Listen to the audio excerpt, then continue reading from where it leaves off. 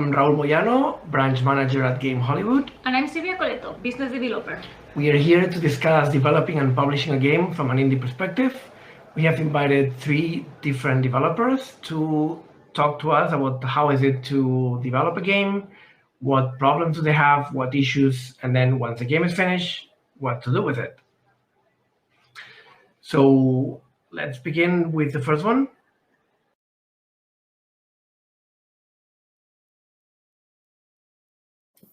Hi, my name is Matthew, and I am the developer of Paladin Dream, being published by Game Hollywood. Thank you for the opportunity to talk at the conference. So Paladin Dream is a fantasy RPG. It was developed in RPG Maker, and it features an emphasis on narrative with lots of different NPCs, exploration with many areas to explore, and combat with many different types of enemies to fight. It's inspired by King Arthur-related mythological setting and imagery. It has numerous pieces of unique key art, an original custom soundtrack, and original vocal hymns. So the main character is a paladin named Josiah. He serves an abbey and has a recurring dream, and then leaves the abbey to find out the meaning of his dream, and then during his quest, he finds out that the world is in danger and he's the only one who can stop what's going to happen.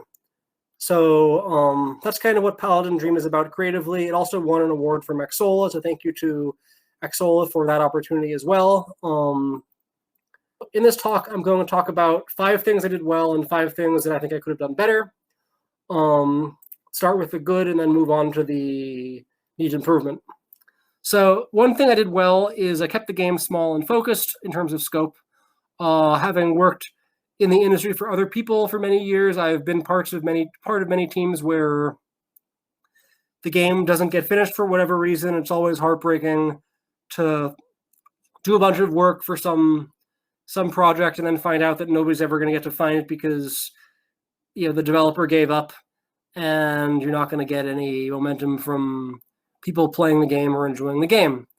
I've also been around, studios with lots and lots of money that even with the immense resources they had, their scope was too big and they ran out of money. So my goal was, I'm going to finish this game, and I made that happen. That's something I did well. So another thing I did well was that I hired a writing consultant. Overall, I consider myself a competent writer, but I'm certainly not a world-class, creative game writer. But fortunately, I have a friend who is, and I was able to hire them to look at my outline and give me feedback on how the player might respond to some of the writing choices that I made, and also answering some questions that I had. One of the big things I really struggle with is just trying to form a coherent plot from beginning to end.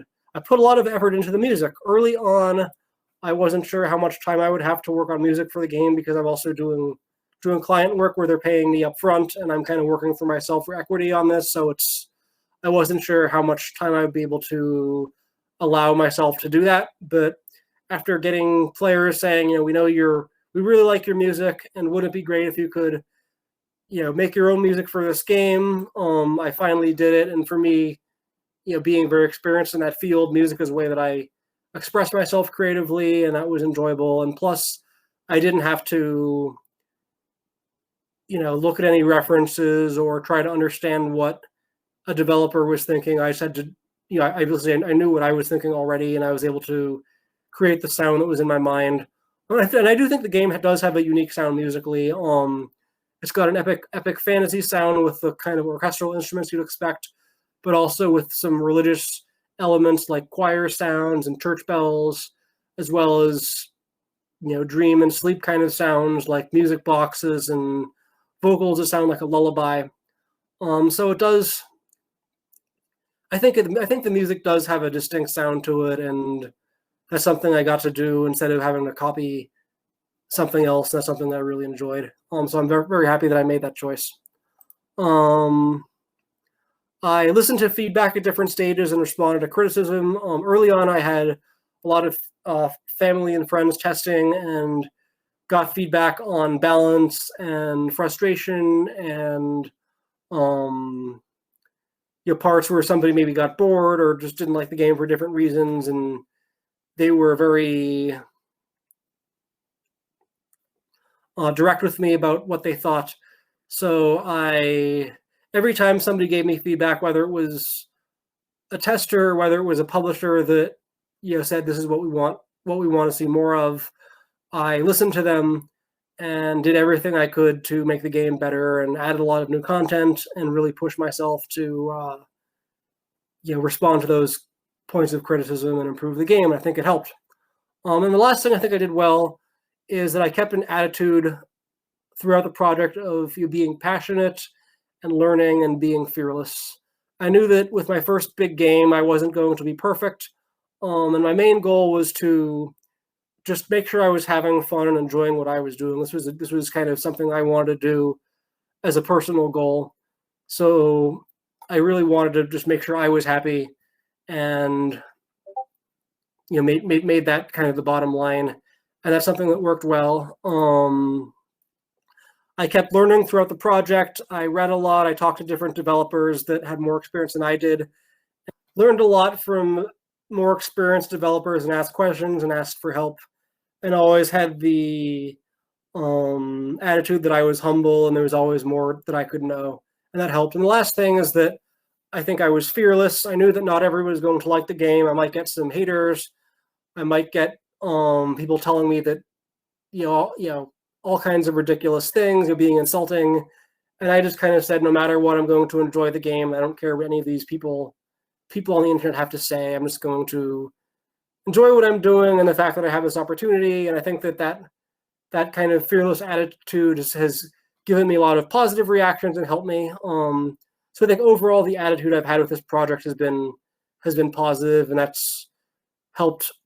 I've been rewarded by a lot of positive feedback just based on that. So those are the things I did well.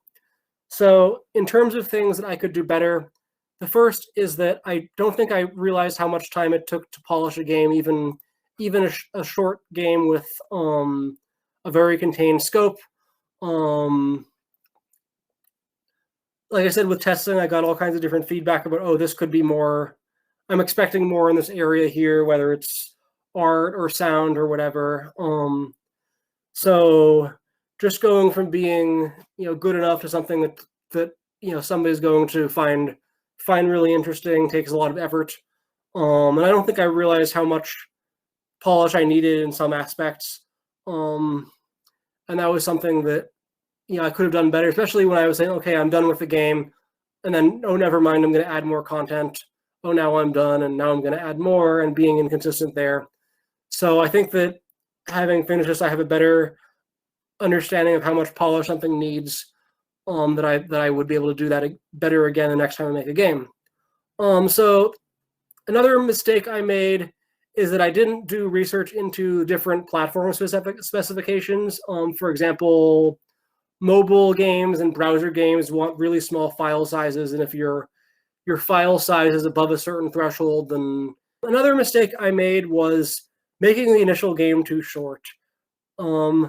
Originally, as I said, I wanted to keep the scope small and focused, but a lot of players value length in an RPG, and they just want a game that they can play forever and ever and ever, like the Elder Scrolls or Final Fantasy or World of Warcraft. That just you can play them for tens of hours, and people just play those games for a really long time. And I never did an open beta with strangers that weren't my friends and family and weren't a publisher. So I'm not sure whether I would have gotten a lot of different feedback. Maybe I would have gotten some of the feedback about length earlier, some other things that I could have changed earlier. But from where I was trying to organize a test group of strangers that weren't positively predisposed to me and would be willing to give me whatever feedback they had, even if it was negative, could have been valuable. And that's something that I think I should have considered more about doing. That might have had some positive results on the end product or save me some time later.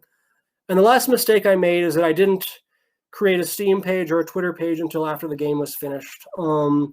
with the way indie game marketing is today, social media is very important, and trying to accumulate Steam wishlists is important. So if you upload a game, even a demo or just some art to Steam, even if it's not the final game, it's good to have the page just sitting there and collecting eyeballs and getting exposure so that you build up your wish list count over a larger period of time instead of having to hurry and do it quickly because you want to release a finished game.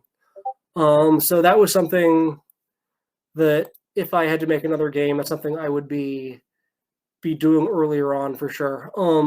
So overall, developing Paladin Dream was a really great experience for me. I felt like I met my goals of finishing the game, having a lot of fun, doing my own soundtrack, being really proud of the story that I came up with, and getting a publisher deal. So I learned a lot about the technical side of making a game and the artistic side and the business side, and overall just was a really valuable experience that I'm super proud of, and I'm really gracious to have the opportunity to give this talk to the conference, and for Xsola for being a sponsor, for helping me, and for Game Hollywood and R2 Games for agreeing to publish the game on their portal. And I'm really excited to be working with them very soon about getting the game live, and looking forward to sharing it with all of you. So if you have any questions about Paladin Dream, please contact them or please contact me, and I will be happy to answer anything you'd like to know. And thanks one more time for the opportunity.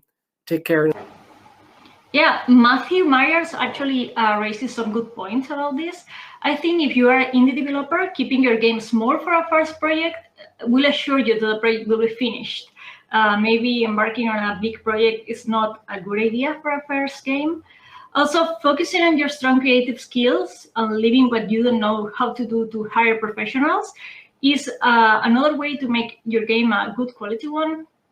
But you will be having more time to develop your game and to give creative direction without losing so much time doing every little thing. He talks about beta testing and how he didn't do it. A public beta testing is a good idea. I think it's almost a mandatory process. Public beta test will give you new ideas to solve old problems, and also raise new issues and new problems that probably you never saw before.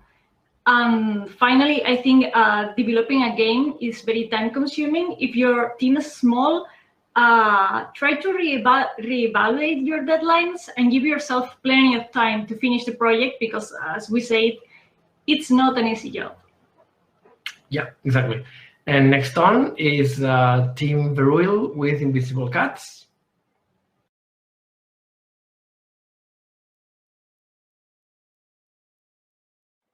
Hi, I'm Tim, CEO at Invincible Cats, and currently working on Gravity Oddity, a roguelike action shooter taking you on a space adventure across a universe where gravity vanished. Imagine raiding spaceships and blasting troopers while dashing on walls and teleporting on ceilings. As an indie game studio, I'm facing several issues. I find it challenging to create and post quality content on social media, as well as build a strong relationship to reach out to press and to influencers. With the current pandemic context, it is also hard to organize playtest sessions from local to global events. And from my past experience, it was also a great source of motivation watching players enjoying and playing my game. To bridge those gaps I just raised, I'm looking for the right enthusiastic publisher to bring Gravity Oddity to a financial success. For me, the ideal publisher will handle social media and marketing, have a strong portfolio in which Gravity Oddity would fit in, have a good relationship with platform holders to increase discoverability and visibility. They will also provide QA and playtest sessions and would fund the development. I'm currently an incubee at GameBCN. They help me in the development side by providing mentoring and training sessions. They also help me in the business side by providing coaching sessions to create your pitch deck. I specifically enjoyed the public speaker session, which helped me increasing my skills in public speaking. I also liked the different simulation we had with actual publishers to get some valuable feedback on your pitch. Okay, so Tim talks about two of the things about what to do once your game is finished. One is looking for a publisher to deal with social media, customer service, and press, because it's something you may not know as an indie developer. You don't have to know it.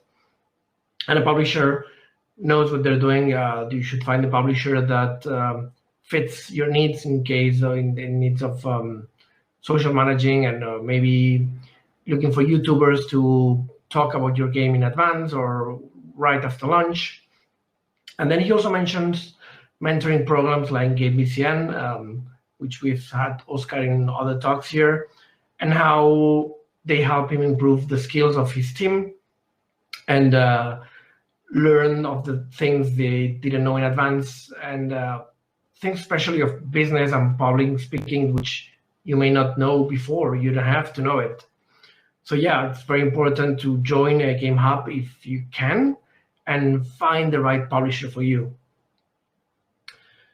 And then the next video we have is Tero Lunkka with Squad Battle.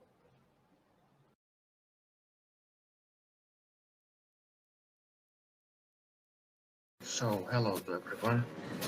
RPG Squad Battle is my newest small RPG game.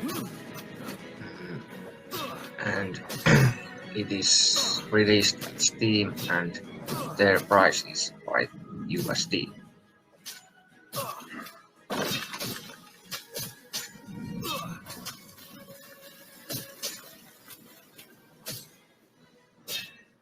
I have wanted to make RPG game where is big boss fights several years, but earlier I have lacked skills to make big boss fights.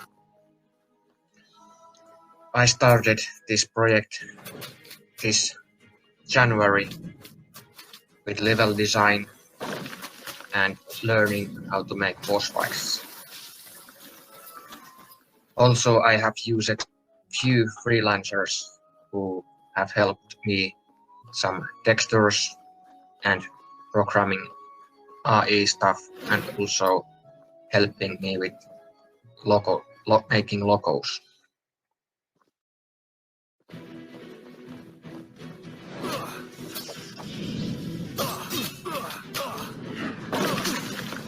In Squad Battle game, there is 3 different characters each player can control.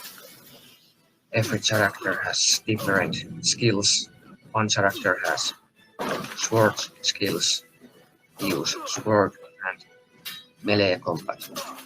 Then is archery woman who can shoot with archery different bows. Third character is magician. He have different fireballs and other magic skills. During levels, player can change character which to control, and 2 other characters is controlled by AI.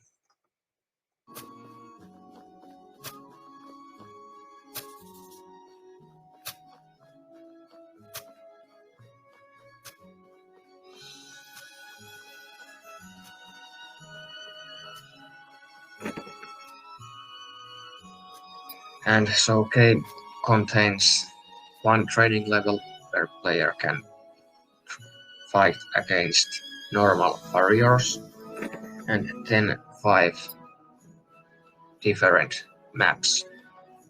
Every maps have different themes like Snowland, Fireland, Deadland, and Forest. And every map has side missions like collecting stones and fighting against small warrior enemies. And in every level end there is bosses. Every level has different bosses like Ninja, Icefall, Fire Rock, Sorcerer, and Big Warrior.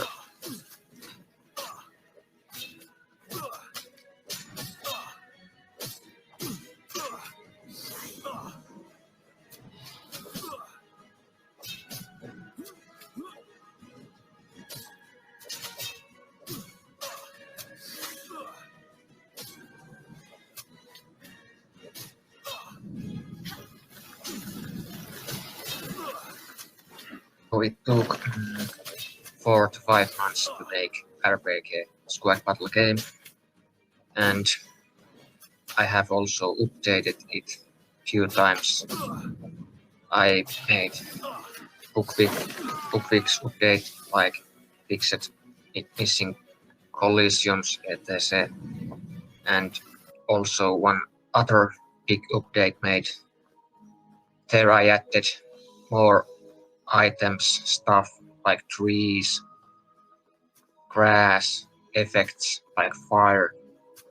And in future, I am also interested to update game if it gets enough sales and positive feedback. And also community and players can make suggestions what improvements and updates I could make.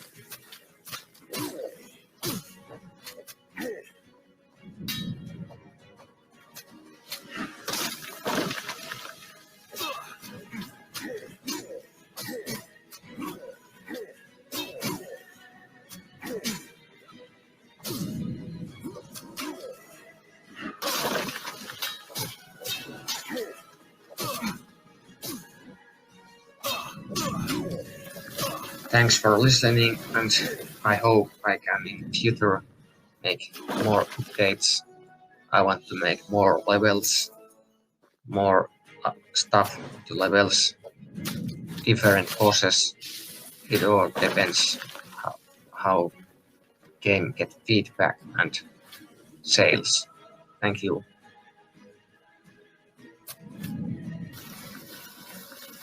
Yeah, I agree. I think small teams and one-person teams should consider hiring professionals for all that little bits and little areas you're not confident in.